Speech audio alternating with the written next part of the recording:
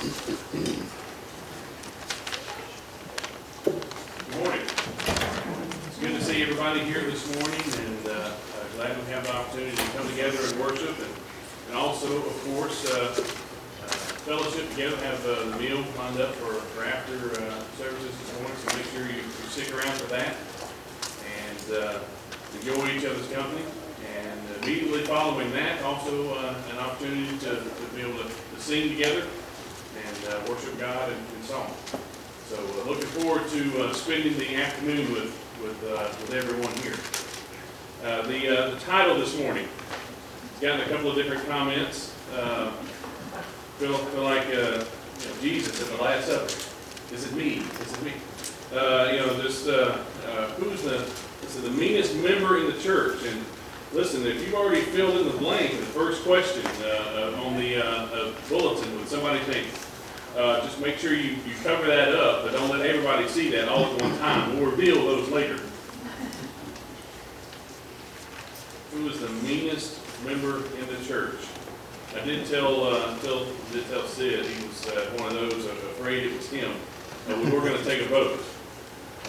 So he's a little nervous. So if he kind of walks by and is kind of glancing to see, now if we have a vote, then make sure you vote for me. I'm suggesting that we have a vote for the meanest member in the church. Everyone here has the same answer to this question. The meanest member. That answer is in everyone's mouth. Of course, we'll look at the tongue today. We might describe it as the meanest member of the body, and we'll compare that tongue, the meanest member of our body, to the body. If we look at the book of James, if you want to go ahead and turn to James chapter 3, that's where we're going to spend some of our time this morning. James chapter 3, we'll look at the first 12 verses, because he talks about that mean member in those verses. He gives us some information about the tongue. The tongue is a great influence. It can be a great influence for good. It can be a great influence for evil. So we'll look at what James has to say about that. The iniquity of the tongue. He spent some time talking about the bad of the tongue. But he also focuses on where that iniquity comes from. We'll look at that this morning, where that bad from the tongue comes from. And then the inconsistency that the man tries to use and still be pleasing to God. Using the tongue inconsistently.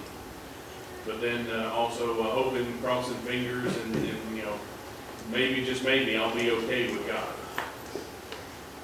Before we jump into that, let's go ahead and look at what James has to say about the tongue. And again, the tongue is that's what we taste with. That's that thing that's hanging out there in our mouth. We use it to talk. If you get that cut out of your mouth, people are going to have a hard time hearing what you're saying. But that's just the part of our body that's just sitting there hanging out in our mouth. That's how we taste chocolate and fried chicken and all the good things, right? When we talk about the tongue and how evil it can be, or how nice it can be, we're talking about the words that are coming out of our mouth. The fact that we use our voice to be able to say some things, which James turns that into the tongue. And so we see in verse number 1, my brethren, let not many of you become teachers, knowing that we shall receive a stricter judgment. For we all stumble in many things. If anyone does not stumble in word, he is a perfect man, able also to bridle the whole body. Indeed, we put bits in horses' mouths, that they may obey us, and we turn their whole body. Look also at ships. Although they are so large and are driven by fierce winds, they are turned by a very small rudder, wherever the pilot desires. Even so, the tongue is a little member, and boasts great things. See how great a forest a little fire kindles? And the tongue is a fire, a world of iniquity. The tongue is so set among our members, that it defiles the whole body, and sets on fire the course of nature, and is set on fire by hell. For every kind of beast and bird, of reptile, and creature of the sea is tamed, and has been tamed by mankind. But no man can tame the tongue. It is an unruly evil, full of deadly poison. With it we bless our God and Father, and with it we curse men, who have been made in the similitude of God. Out of the same mouth proceed blessing and cursing. My brethren, these things ought not to be so. Does a spring send forth fresh water, and bitter from the same opening? Can a fig tree, my brethren, bear olives, or a grapevine bear figs? Thus no spring yields both salt water and fresh.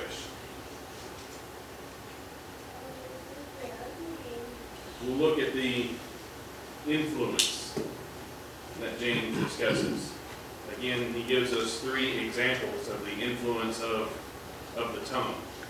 And again, this is one small part of our body. This the mouth, the tongue, our voice, and yet it is a very influential part of our bodies. Something that can help, something that can hurt. And so when looking at this whole idea of being able to control, he gives us the example again in verse 3. We put bits in horses' mouths that they may obey us.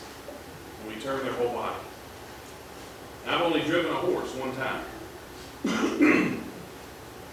And really, I just kind of let him go wherever he wanted to. I couldn't find the clutch. I couldn't find the brake. I didn't know what I was doing, but it was fun when I got down and thought about it. So we have this way to control horses. It's this little metal bar that goes into their mouth. And the idea behind it is if you can control the head of the horse and where it's going, and make that head go left or right, or we can pull it down, so make the head go down, so slow that thing down, or kind of let it loose and get it going. We can control the whole body. I mean, you think about it. I mean, I just got the little picture of the head there, or part of the head, nose and the mouth. The body of a horse is massive. It's really, really big. And here you're able to control speed and direction and all of a horse with a little bitty piece of metal. All right, so guys, it's kind of like the same thing with your wives. When you get married, they try to control you with this little piece of metal that, okay, maybe that's something that's a little different, but they don't put it in their mouth. All right? But with a horse, this little piece of metal is able to control something with some serious horsepower. Sometimes the horse goes exactly where we want it to go. And then we figure out that's not really where we needed to go. But, we can't, as we're riding a horse along and decide, okay, that was a mistake. I'd like to stop right here where this lady's probably really, really happy that somebody took that picture and now she's all on the World Wide Web, posing. But we can't stop the horse and say, okay, yeah, this is really going to hurt if I keep going. So what I'd like to do is circle back and let's back this thing back up, and I'm going to go right when instead of left like I did, and then that way we'll be able to fix everything, right? She's already realized this was a mistake. She's not going to be able to change things. It's already happened. We don't see what happens next, but I'm sure she didn't feel good after this. When we use our mouth and we say what we're going to say, it's out there. We can't we can't grab the words and stick them back in our mouth and say, let's back up. Because I just saw the reaction of the people that I said this to, and I don't really like that. I probably shouldn't have said that. Let's back up, rewind, and I will take the words back so it's like it never even happened. We're going to land. Sometimes it's going to hurt. Sometimes it's going to hurt the other people that those words are aimed at. Because our mouth, our tongue, is powerful, and it can cause hurt. Thankfully, our mouth is powerful. Just like riding a horse and being able to do the things that we need to do.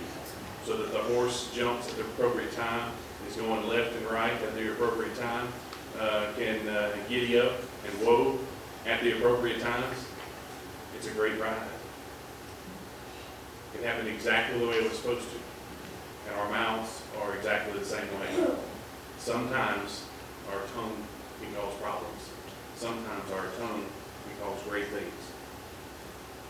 It all depends on how we're driving. The same goes, of course, for ships.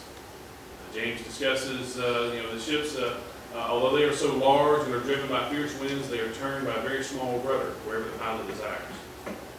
Somebody's driving that boat or the ship. You look, you think, these cargo ships.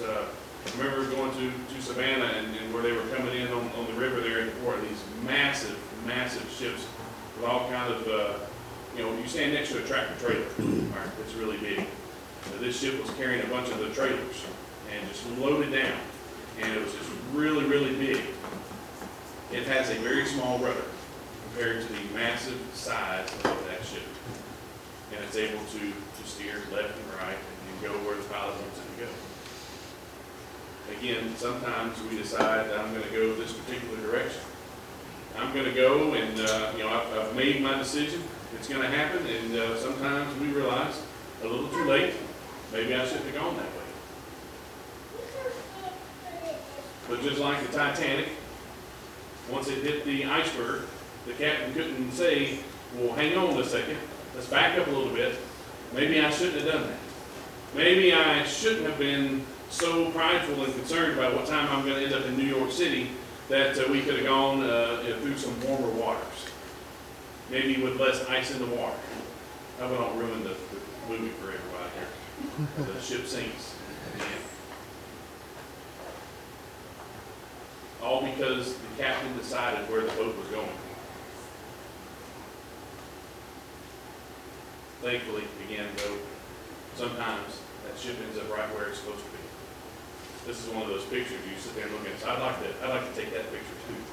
Let me go find where that's a ship that landed in the right place.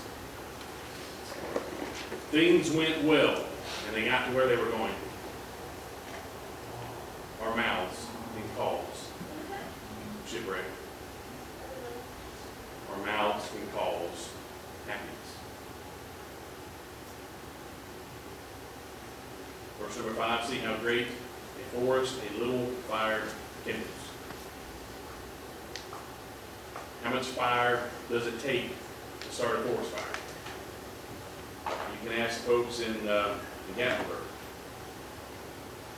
There's different stories about how it started. They had some kids blamed for a little while. They let them off. But we've seen these forest fires before. A cigarette butt thrown out the window. I mean, not even a fire. Smoldering tobacco can start a fire that can grow out of control. People losing their lives, businesses being lost, hundreds and hundreds of acres just gone. All because of a little heat and something to burn. How much does it take to set a congregation on fire in a bad way? To the point that it burns to the ground and is no longer where it used to be. Sometimes it's just some words. Sometimes the tongue is powerful enough to cause so much hurt. They can cause people to be lost. But again, there's also that good.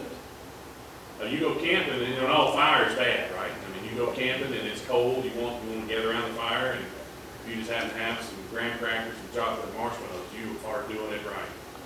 All right? You want some more of that. Fire can be a good thing. Again, these three examples are showing how powerful our tongue is, how powerful our mouth is if we use it correctly. How powerful our tongue is, our mouth is, the words that we say, if we don't use our words correctly. The world's smartest man, Solomon, that gave us some words of wisdom on using our mouth appropriately. But whoever guards his mouth and tongue keeps his soul from troubles. Again, you could say it keeps his body from troubles. Don't say the wrong thing to the wrong person, or it can cost you. It's cost some people their life. Cost some people pain and suffering by saying the wrong thing to the wrong person.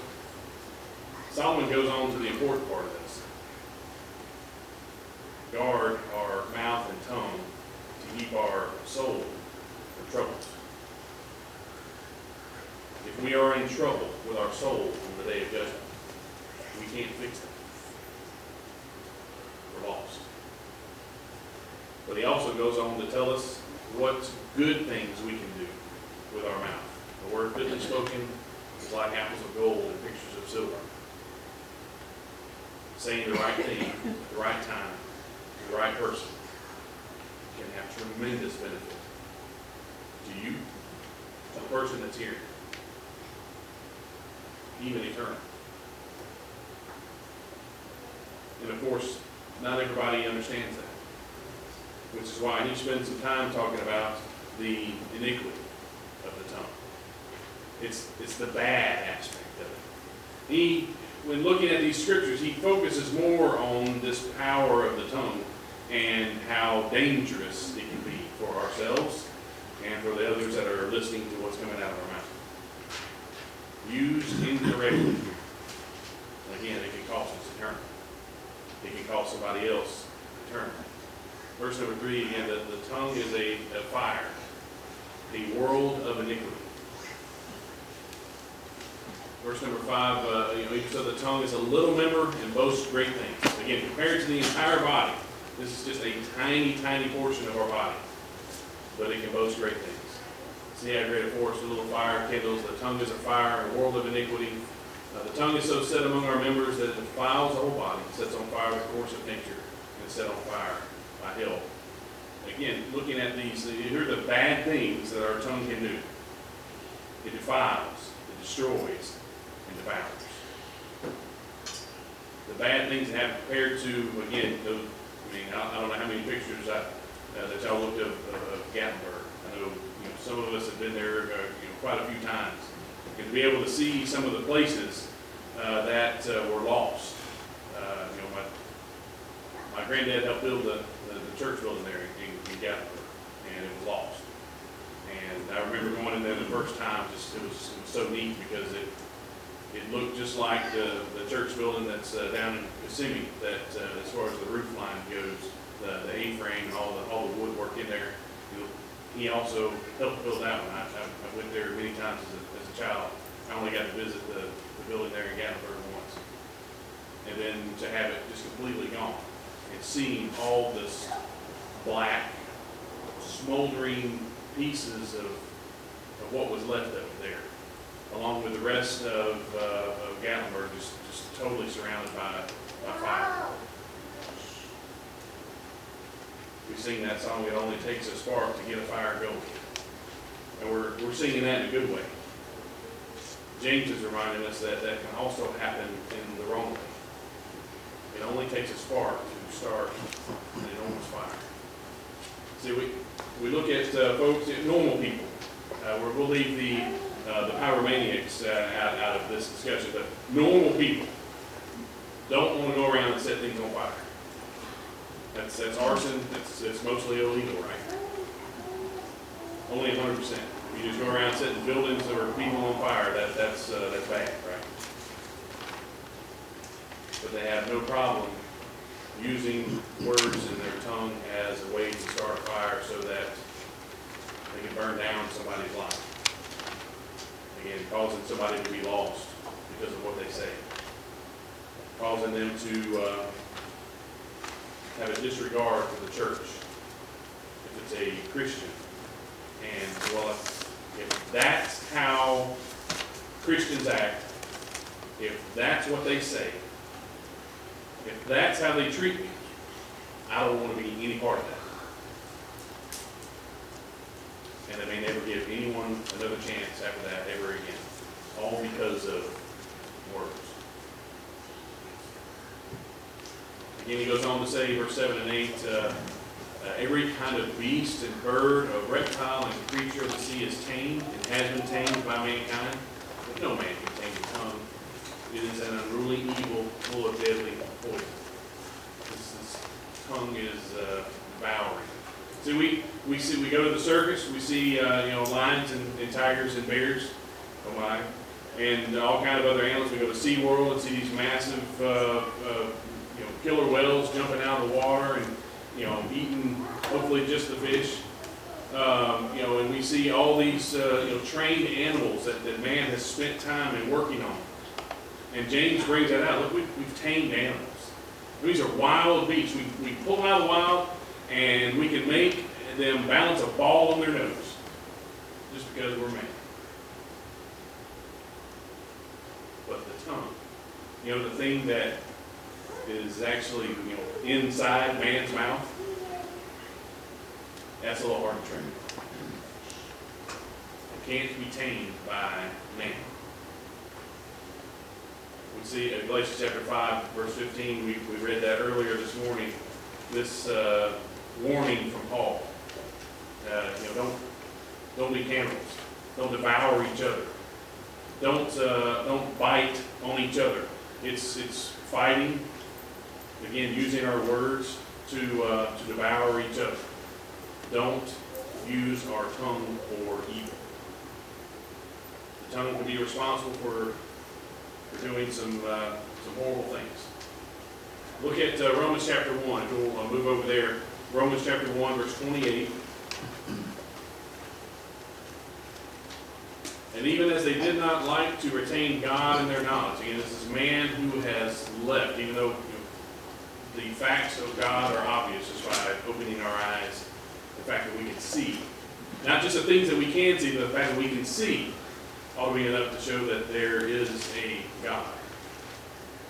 The design of the human body. And then, of course, all that's around. But there's some who cannot see the facts in front of them. God gave them over to a debased mind to do those things which are not fitting, being filled with all unrighteousness, sexual immorality, wickedness, covetousness, maliciousness, full of envy, murder, strife, deceit, evil-mindedness. They are whisperers, backbiters, haters of God, violent, proud, boasters, inventors of evil things, disobedient to parents, undiscerning, untrustworthy, unloving, unforgiving, unmerciful, who, knowing the righteous judgment of God, that those who practice such things are deserving of death, not only do the same, but also approve of those who practice them. This is a really, really long list of some bad things. Again, you go do the man on the street interviews and ask them to rank some of these, and you get a different list based on who it is. Oh, the murder, we're going to put that near the top. That's one of the bad ones, right? Untrustworthy, backbiters. That's going to be, that's people talking bad about each other, right? We're going to move that down towards bottom. This is a list, and everything is ranked at number 1. This is sin. This is unrighteousness. This list, if we're looking for a list of things that will keep us out of heaven, here is a partial list of those things. And anything that will keep us out of heaven, that's number 1. It's sin. And mixed in all of the bad sins, whisperers, backbiters, boasters, inventors of evil things, again, not being trustworthy, liars. These things that we move our mouth to commit unrighteousness. We use our tongue to commit unrighteousness. And of course, Paul goes on to say, and not just that.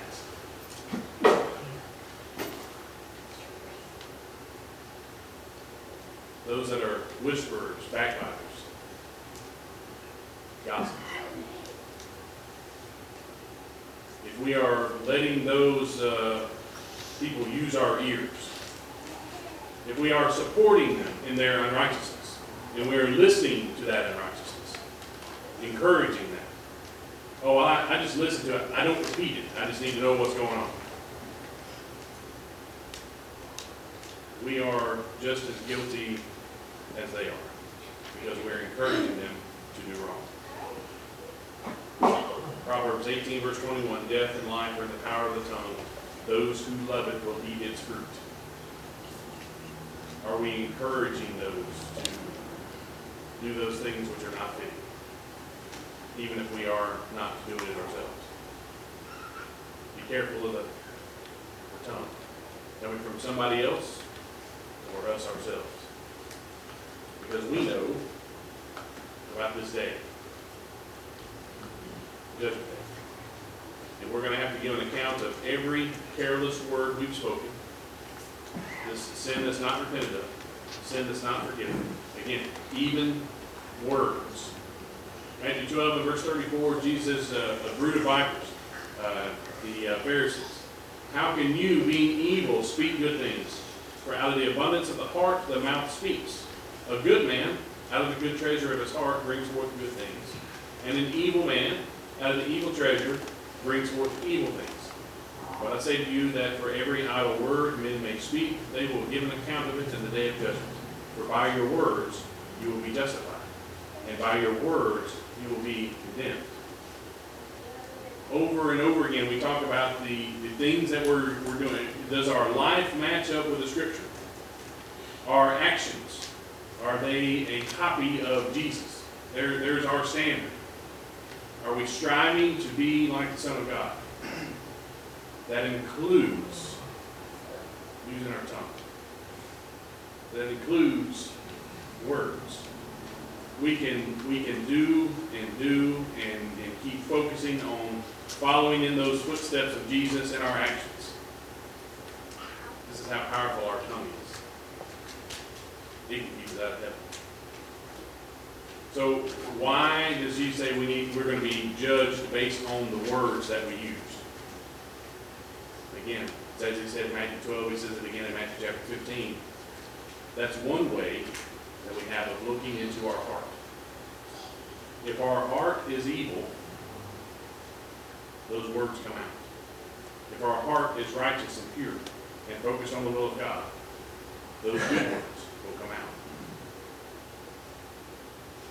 But those things which proceed out of the mouth come from the heart, and they defile a man. For out of the heart proceed evil thoughts, murders, adulteries, fornications, thefts, false witness, blasphemies. These are the things which defile a man, but to eat with unwashed hands does not defile a man. No matter what it is, action or words.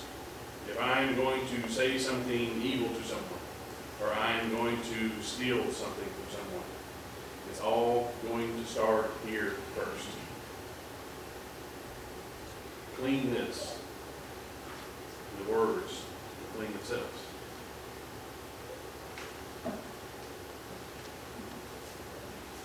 See the inconsistency of the tongue.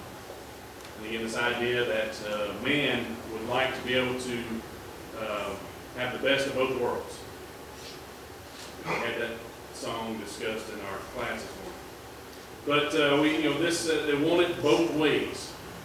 It reminds me of the old westerns. The Native Americans, as they, the fine folks from the United States government would come and throw this treaty out for them to be able to sign, and they'd be a little skeptical about signing something because white men speak with forked tongue. Oh, they may say all the right things, but then they're going to be totally opposite of that when it comes time to making things real. They understood. You can't have it both ways. We see in James, again, James 3, verse number 8, no man can tame the tongue. It's an unruly evil full of deadly poison. With it we bless our God and Father, and with it we curse men who have been made in the similitude of God. Out of the same mouth proceed blessing and cursing. My brethren, these things ought not to be so. Does a spring send forth fresh water and bitter from the same opening? Can a fig tree, my brethren, bear olives, or a grapevine bear figs? Thus no spring yields both salt water and fresh. And can you imagine going into the nice, lovely flowing water there and scooping up some water to drink from it with whatever else is in there? Oh, it's fresh. It's clean. Not with all that in it. And who knows what else. So, you can't, we don't plant apple seeds and expect to have fruit cocktails grow out of that tree. When we see a tree and a particular fruit, it's going to be that particular kind of tree. And yet, man seems to be a little crazy, right?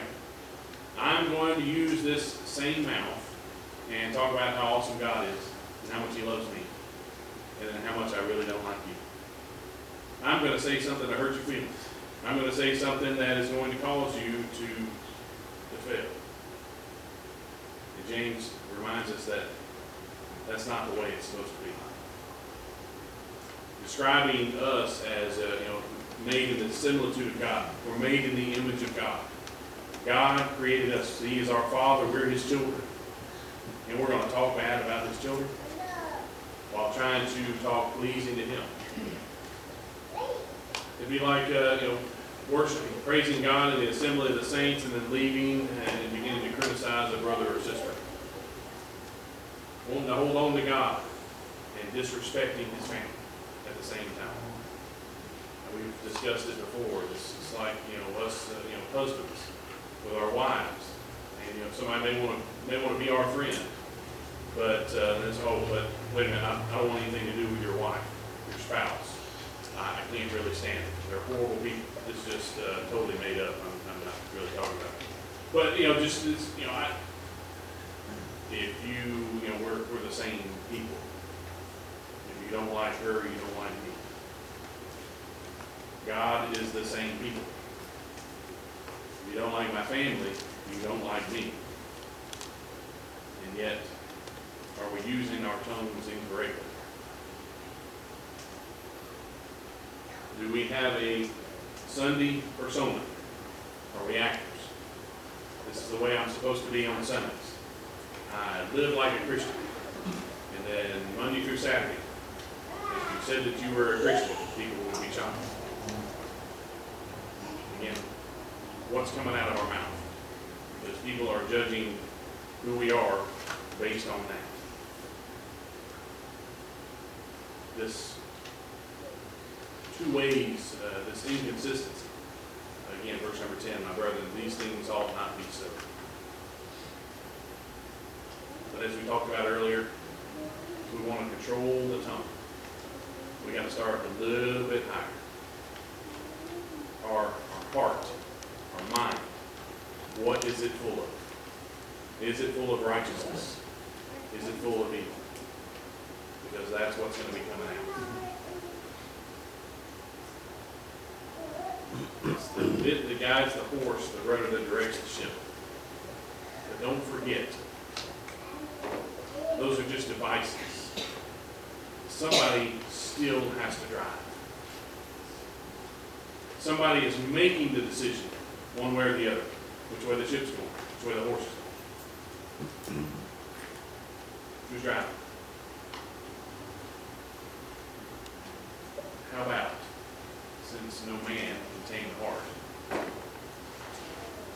why not allow Jesus to tame our heart, our tongue? Why not allow, again, our mind, our heart to be full of righteousness? We're just saying it isn't going to happen. We must allow it. We must move our prideful self out of the way and allow Jesus to have that control, submitting to His will. He has given us words of encouragement, a roadmap to heaven. All we have to do is be obedient to Him. Let Him make our decisions for us. This is Paul saying he was crucified with Christ, but he was still alive. Of course, he goes on to say, "Yet not I, but Christ liveth in me. And the life that I now live in the flesh, I live by the faith of the Son of God who loved me and gave Himself for me." He was making his decisions on how to live based on, is this pleasing to God? Is this pleasing to my Savior, Jesus? He humbled himself and allowed God to exalt him. It starts, of course, with believing in Jesus as the Son of God, and then that godly sorrow. Once we realize we're not living the kind of life God wants us to live, then godly sorrow leads us to repentance, a change in our life. And then we get to use our tongue for good. Romans 10, 9 and 10, that with our mouth we confess that great confession, that Jesus is the Son of God. We can use our mouth for good, confessing our faith in Him, and then being baptized to have our sins washed away. And then remaining faithful. Revelation 2:10 reminds us that we will remain faithful even if it's to the point of death. We'll receive a crown of life.